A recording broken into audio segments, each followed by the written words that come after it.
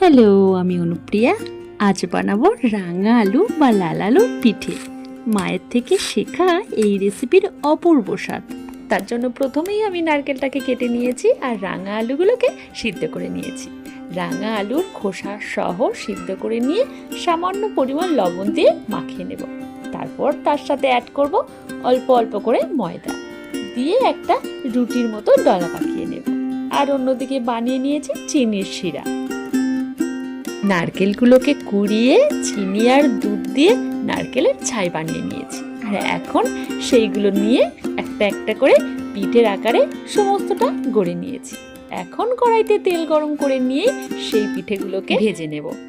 রাঙা আলুর এই পিঠে একবার বানিয়ে খেলে বারবার খেতে ইচ্ছে হবে।